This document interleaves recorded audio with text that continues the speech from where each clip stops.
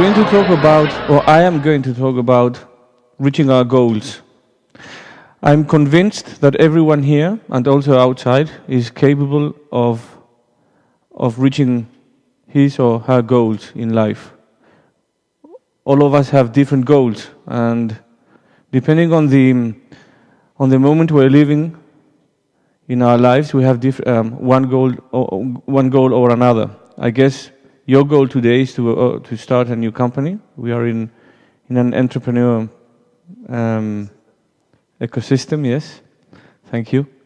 And I guess you are dreaming of succeeding in your own company or service or whatever you are thinking of or starting.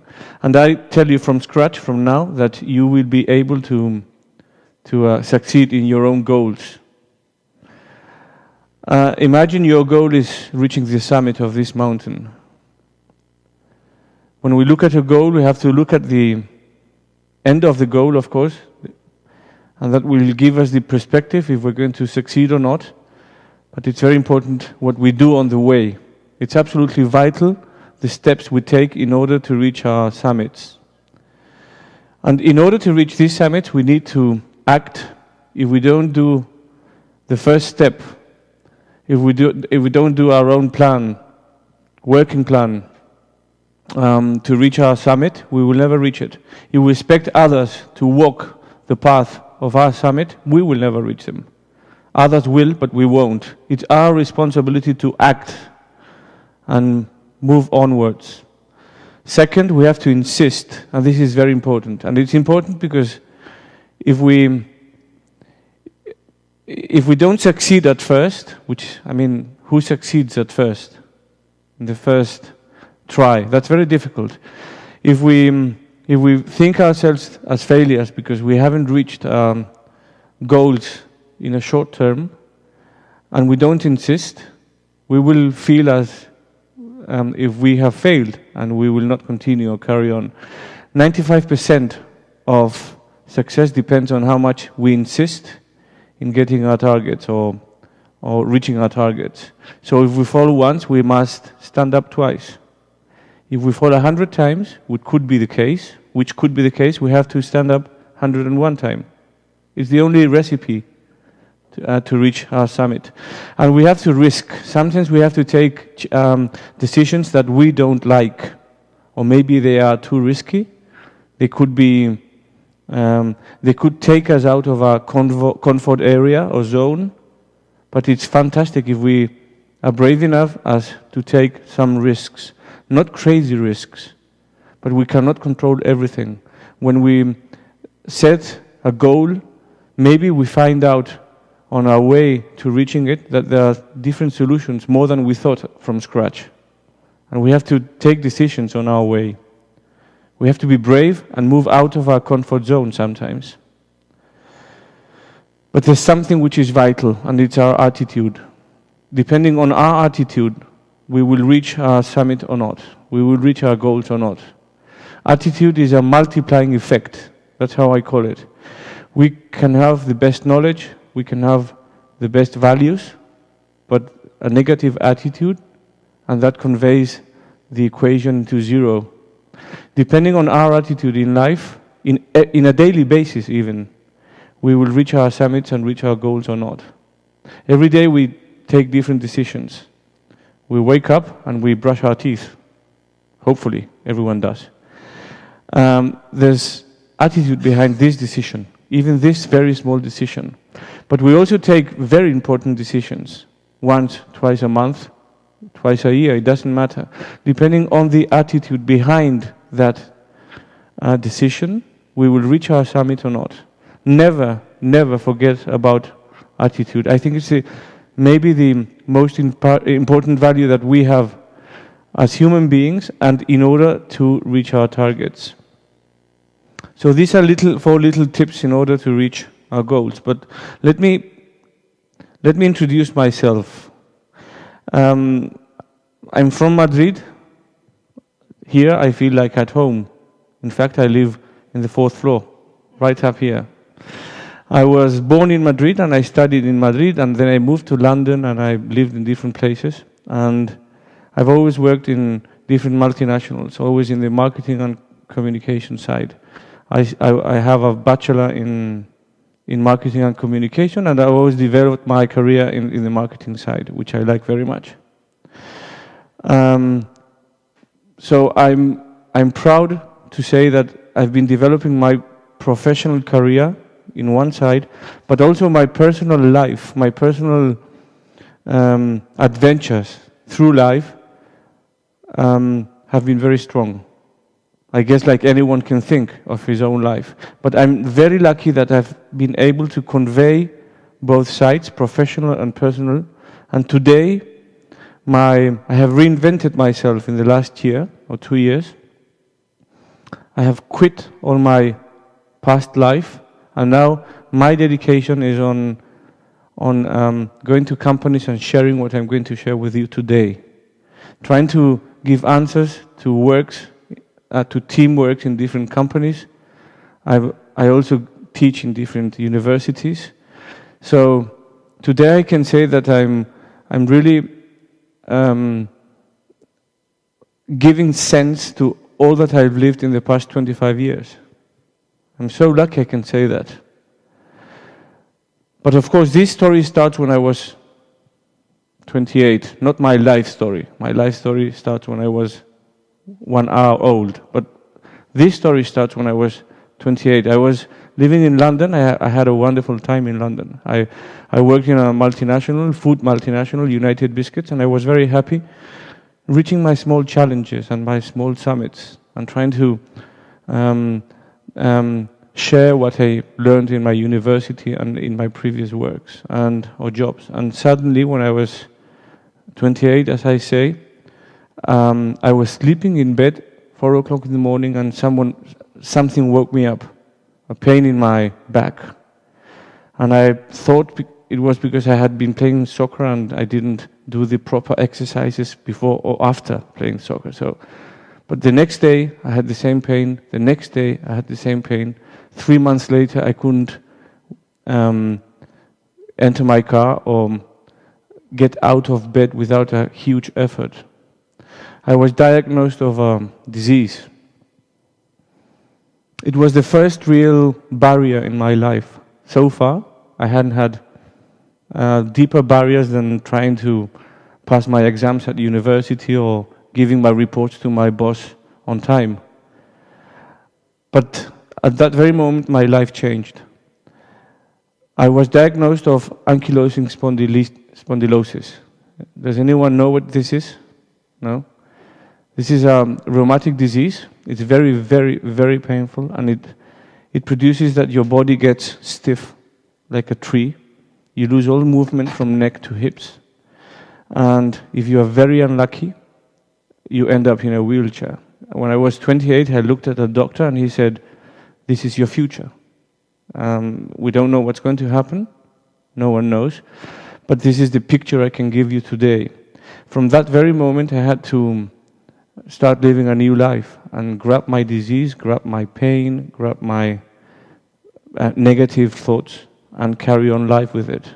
To give you a hint of what happens when you have ankylosing spondylitis, I've been sleeping in a sitting position for 6 years. I lie down in bed and 3 hours later I had to sit down and carry on like this because pain is so strong that it wakes you up. Stupid things like sneezing was a torture for me. I was walking in the street and I knew I was going to sneeze like everyone does. We all know when we're going to sneeze, like 2 seconds before. And I had to stop, think to myself, you're going to be in pain for 10 seconds, carry on. All these small things like pulling up my socks or tying my shoes was a torture. And when you struggle with small things like this in life, you have to learn how to live again and how to grab your pain and how to keep on walking. And you have 2 options. But don't take it to my life, take it to your life. Who has never had bad news in their life, in your life? We all get bad news sooner or later. One kind of news or another kind of news. When we have bad news, we have 2 options. You surrender, you say this is the end, Or you look at the bad news, in my case at my disease, and I say this is the start, in an optimistic way. I've been able to turn my disease in my strength for outcome. And since then, my life changed completely. Pain is inevitable. How you suffer this pain when you get bad news is your option.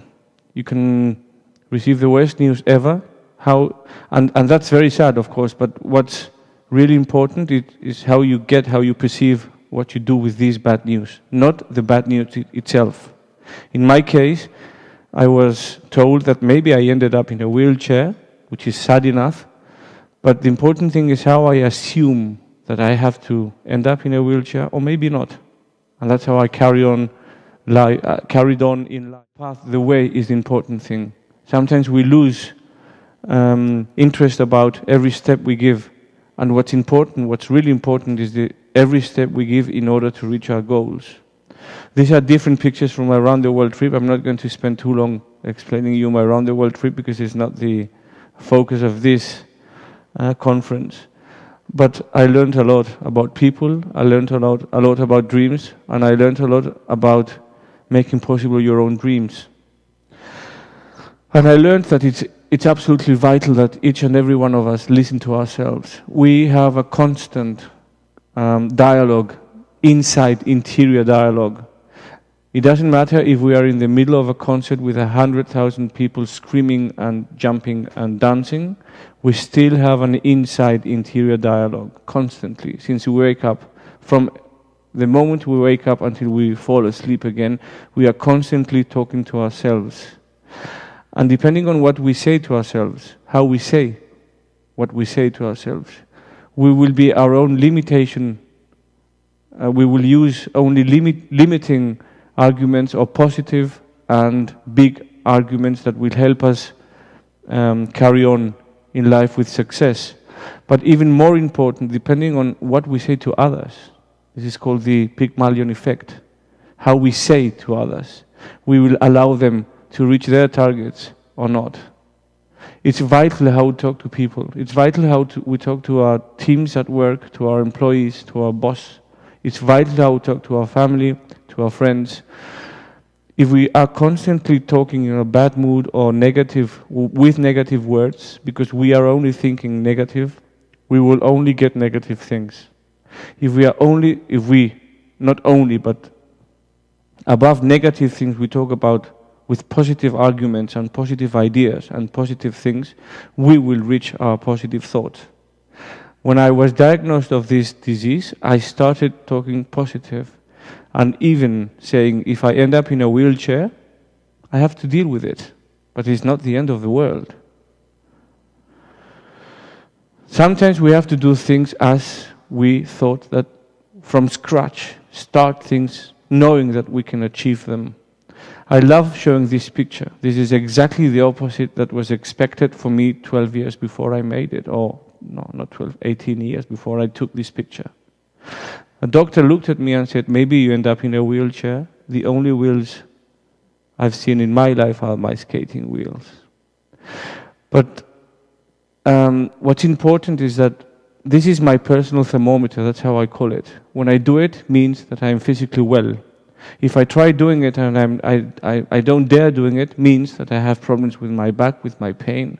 So I have to start again and think again.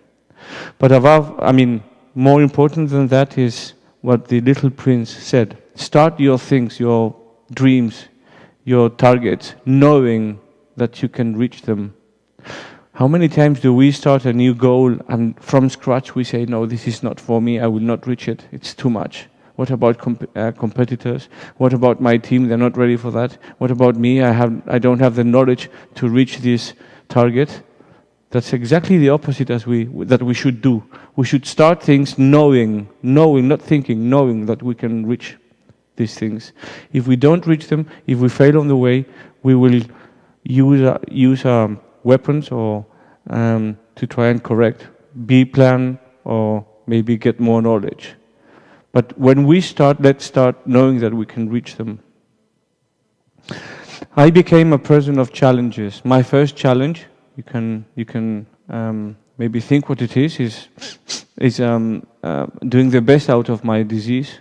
But life has taught me how to look at problems directly to its eyes and try to make out of these problems a challenge. And that's how I carried on living since then.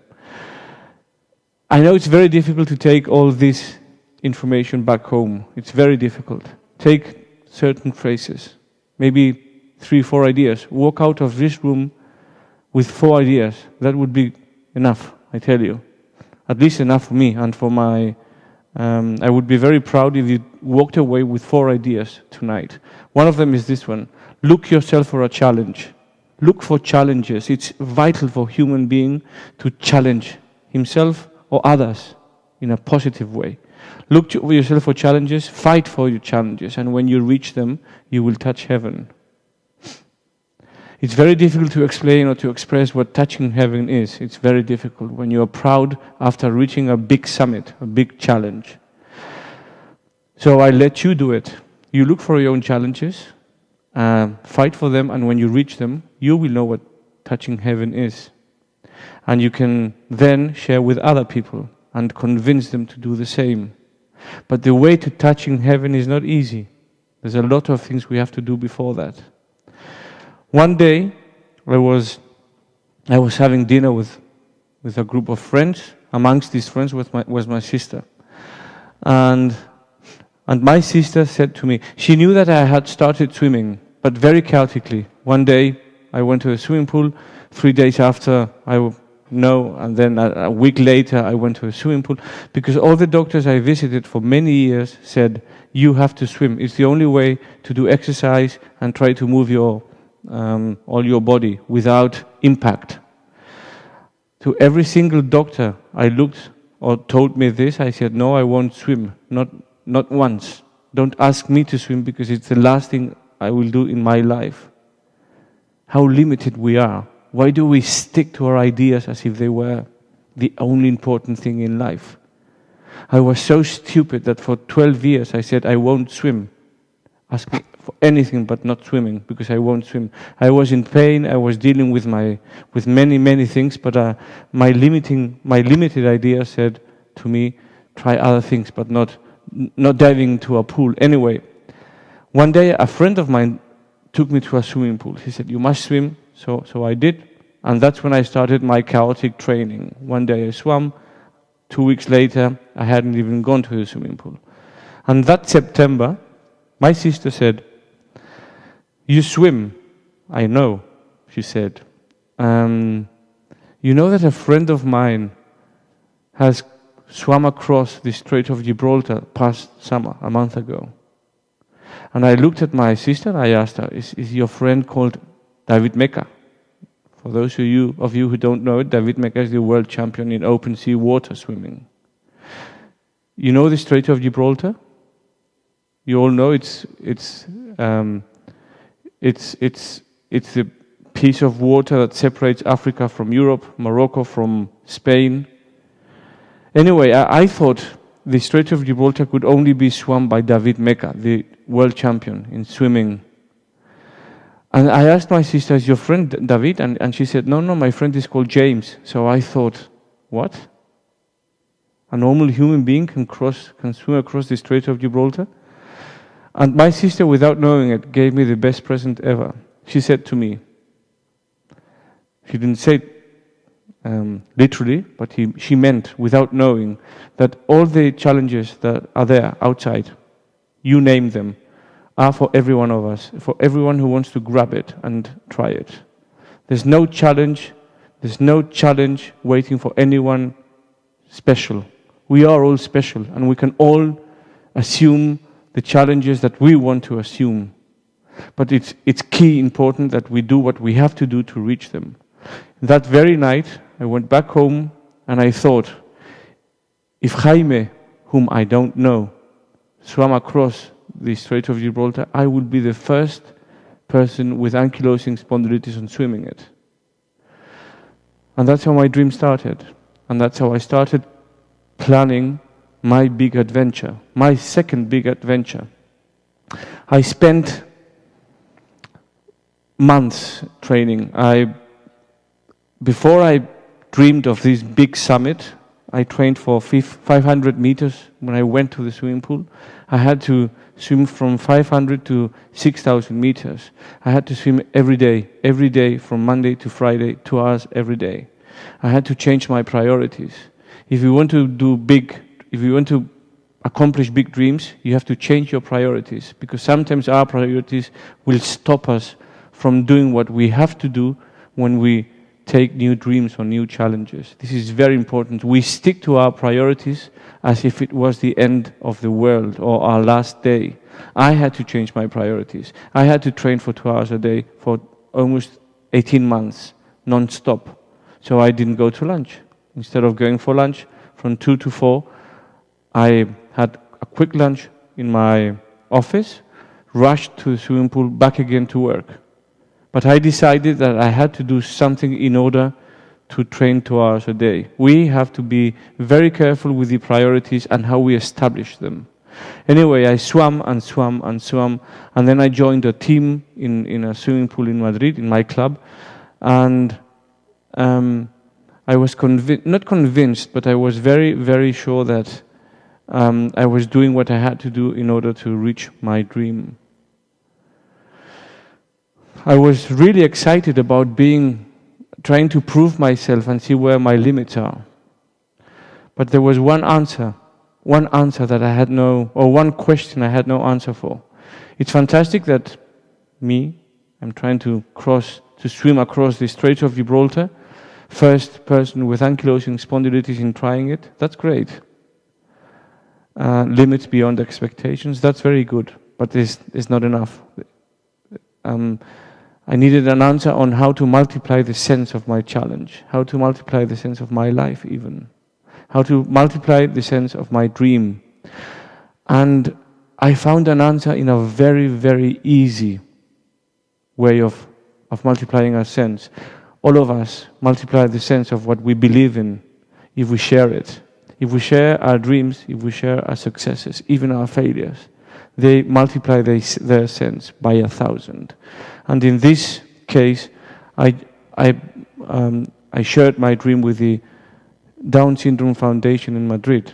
So everything that I obtained through sponsorship and donations, friends, unknown people that sent money through our website, a platform I introduced in internet, everything was given to this foundation so that they could design another challenge for Down syndrome.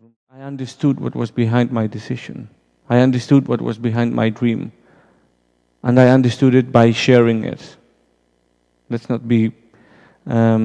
try to share what we do, what we think, and let's not be afraid about sharing.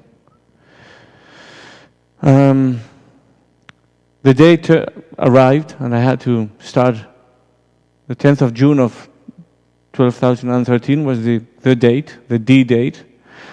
And I was very fortunate because I went through really extraordinary moments in the middle of the Strait of Gibraltar. The Strait of Gibraltar is full of sea animals and traffic, these kind of vessels, 100 meters. And I was a little bit worried I knew that sooner or later I would swim across these big ship vessels. And I wondered what would I think when I saw a 100-meter iron block in front of me. But I was very happy about finding this situation. Believe me, this is one of the pictures I really was looking forward to experiencing in the middle of the strait. I'll tell you what this little arm is thinking in that very moment. How vulnerable I am. I thought I was, something special. No, I'm extremely vulnerable, like every other human being. We are very vulnerable. If only we were conscious of our vulnerability, every day we wake up and we took decisions according to how vulnerable we are, we would lose weight and our decisions would be much more powerful. There are only two things that are certain in life. One, we celebrate every year until you turn 50 and then you forget about celebrating them. The other thing is we won't celebrate it. And we tend to forget that we are here in a limited time. And sometimes we we put too much weight in our backpack. And it's a bit of a nonsense. We have to take decisions according to our vulnerability and our limited time in our lives. This is very important. And I also lived fantastic moments when I was swimming. When I was training in this swimming pool in Madrid, I always thought it would be amazing if I was joined by a family of dolphins in the middle of the strait. I mean, the strait is full of dolphins.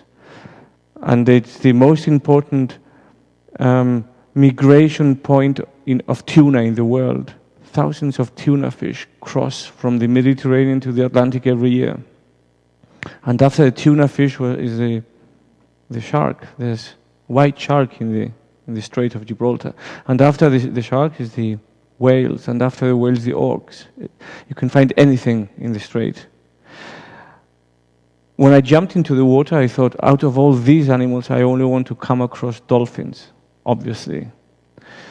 And I was swimming more than halfway through, and there were no dolphins coming up to me. So I was a little bit sad. This is not going to be the perfect challenge because there are no dolphins trying to help me. And suddenly I saw the lifeboat pointing out at the distance, like 10 meters away. And then I saw the family of whales, of small whales, 3 meters, pilot whales. And I swam with them for 4 or 5 minutes, not more than that. When people ask me, were you afraid of it? Were you scared when they spotted this family of whales? I tell you no. I wasn't afraid at all. And why not? Do you feel like you're stronger than... Of course not. The sea is not my environment. And if I had a fight with only one of them, I would last a second. But I wasn't afraid because I was in total harmony with what I was doing. I wasn't afraid because I knew that sooner or later I would find a stranger on my way. If we are in harmony with the little details, with the little things in life, in our personal and professional life, we will never be scared. We will always be powerful. We have to look at the small details in life. Life is full of details. When we start a new business or project like you are doing, maybe you're thinking on the white shark that you'll find on the way, the big competitors, the money that doesn't arrive, or the whatever. But what's really important is not the white shark. The only thing that can stop me from ending my dream in the middle of the strait is not the white shark, is the jellyfish. It's small, no teeth, transparent. You can't see it. But it's the only animal that could be responsible for me not reaching the other end. If you swim into a bank of jellyfish, you've done it.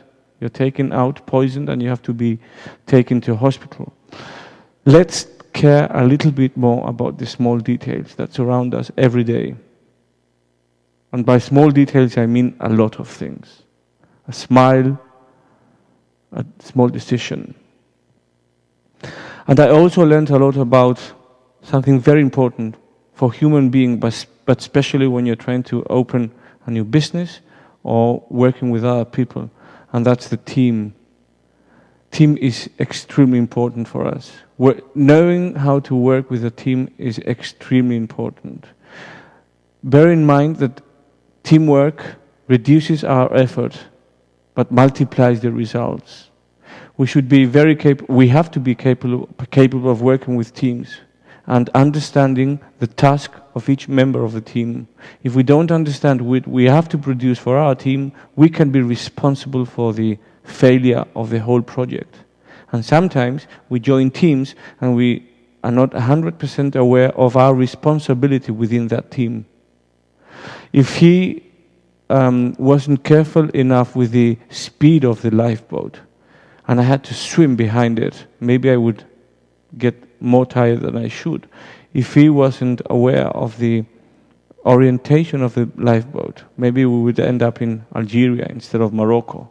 Or if he wasn't aware of the importance of the food that had to give me a drink every half hour and mixed products, maybe he would be responsible of me getting tired before time. But look at a very small detail in this picture. For me, it's very, very interesting. Look at their faces. They're all smiling. because they are living my dream as if it was their dream. They were as proud as I was in the middle of the water, because they were capable enough as to understand that it was my life dream. This is working with teams. Empathy, knowing how to work in the same direction, with the same speed, with the same orientation as the others. And something very special for me while I was training in a pool in Madrid was, I always thought, how would it be if I reached the other end? How would I feel? What would I think if I reached the other end after so much effort and sacrifice? And I always dreamed in the middle of the pool. I would arrive in a beach in Tangier, and there would be 100 Moroccans with singing and dancing with music, and a Moroccan lady would come out with some couscous and offer me couscous, and all this party going on. But sometimes you dream things and they don't really happen. In this case, I didn't arrive in a beach in Tangier. When you swim across the Strait of Gibraltar, the currents are so strong that you never know where you're going to end up, if it's going to be 15 kilometers later or 25. And I had to struggle and fight against the current. So the current would take me out of this Tangier beach, and I ended up in a cliff called Punta Alvar, which I had no idea that it existed before. Now I know it very well. I looked up at the cliff, trying to find how many Moroccan people were there, celebrating my victory. And the only thing I found was a goat. There was no Moroccans, there was no one. There was a family of goat eating the grass of the day, staring at me like, what's he doing? I mean, I'm sure they weren't thinking that. But for me, when I looked at the goat, I thought, maybe this is not the right way to celebrate my victory, what I dreamed for. But then I learned something. It doesn't matter the color, the flavor of your victory. As long as you're happy and you are 100% proud of what you've done in order to reach the other side is enough. My victory smells of a goat, so what? It doesn't matter. I'm happy enough as to do it. I had to swim almost 19 kilometers in almost 4 hours. When they say, it was very quick, 19 kilometers in 3:47. Yes, it's quick. I programmed myself in order to swim 5 hours, but I reached the other end before. And that's basically because my trainer, my leader when I was training, which is my trainer, trained me so that when currents arrived, I would have to be strong enough as to swim across the current. In your lives, in my life, we will always get currents arriving against us. And we have to have the knowledge, the tools to swim across the currents as fast as possible. And that's our only responsibility.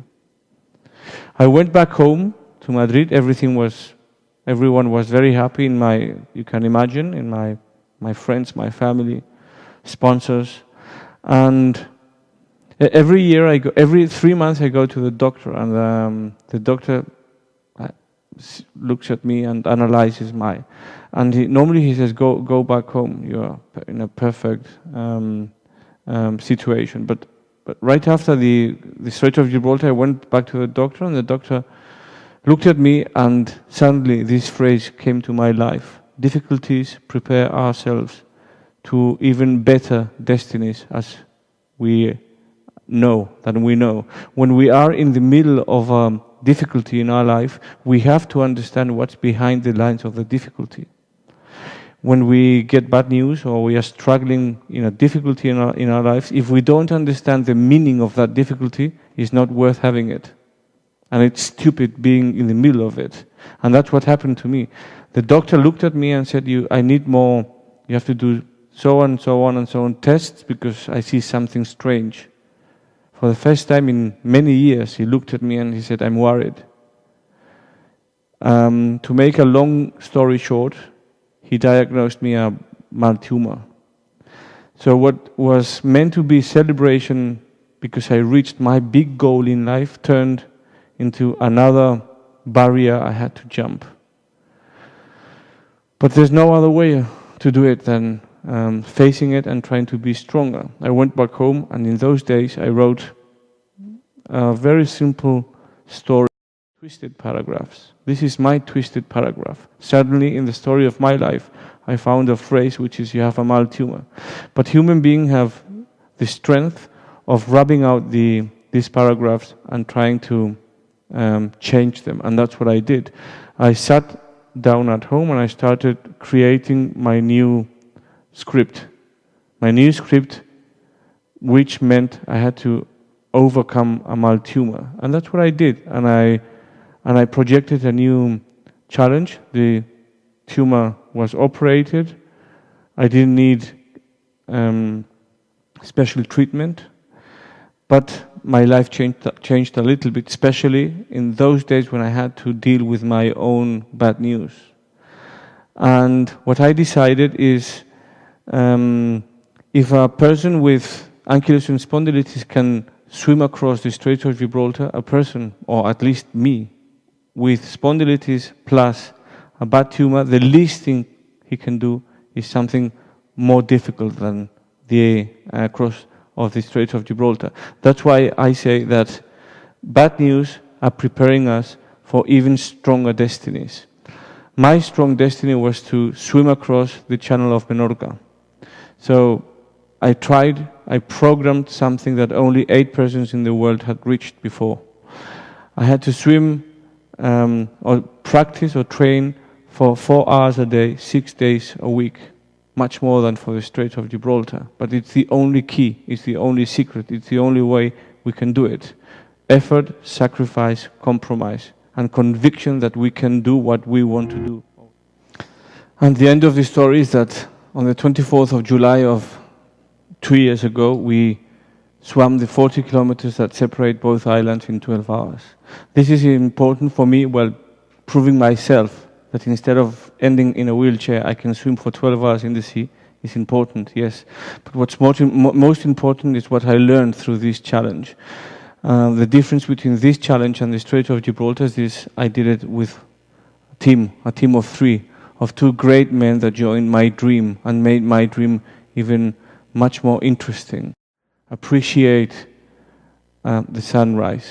And it's important to appreciate the sunrise because it's our chance to say thank you for so much that we have, but especially to try and add and sum to other people and make other people add for others. It's every day that we wake up is an opportunity to be even better than the night before. If someone asks me what are your 7 small tips in order to reach your dreams or your challenges or to do what I want to do in life, I would stick to these 7. It's very, very important to have the will of doing my target, my goal. It's because I want to do it, not to fulfill other people's expectations, but because I want to do it. It's my dream and it's my will. That's why I want to do it. That's why I do it. And the willpower is important. We need willpower to wake up every morning, 6 o'clock in the morning, and go to work on a Monday morning. Of course we do need willpower. But there's no other way. Effort. We tend to try to obtain things without effort. The more effort we put into things, into challenges, the more proud we will be when we reach them. It's really important to have effort behind goals and behind the success in these goals.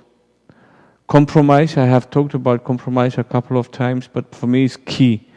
When you compromise with yourself with a challenge, it's another level. But when you compromise with other people, with other teams, it multiplies its sense by 1,000. And it makes us have this extra energy in order not to fail them. Discipline.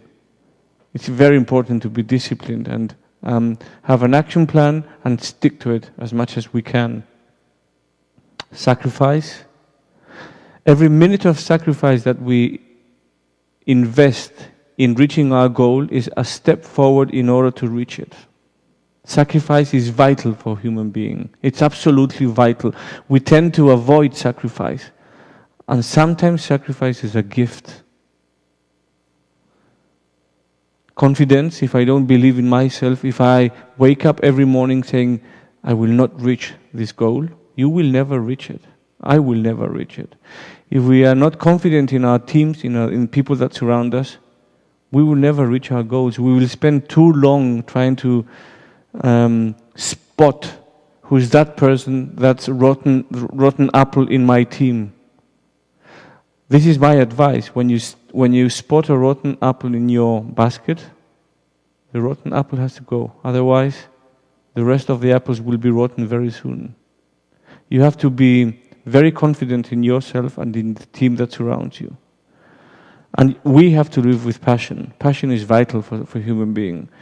Steve Jobs said this. Every day I wake up, I look at myself in the mirror. I'm sure you've heard it before. And I look at myself in the mirror and I ask myself, will I be happy with what I'm doing today or not? If the answer is no, many days in a row, I have to change something. Because if I don't change it, I will carry it with me all my life. And don't expect anyone to change it for you. We have to take away from our lives what we don't like in our lives. Otherwise, they will stop us from reaching our dreams. Attitude is vital. I started talking about attitude. I finished talking about attitude. Attitude is the multiplying effect. Depending on our attitude towards life, we will be able to succeed or not. And talent is also important. Who thinks has talent in this room? Just one person thinks has talent? Two? And what about the rest? Are you here because you have no talent? Talent. You have your talent, I have my talent.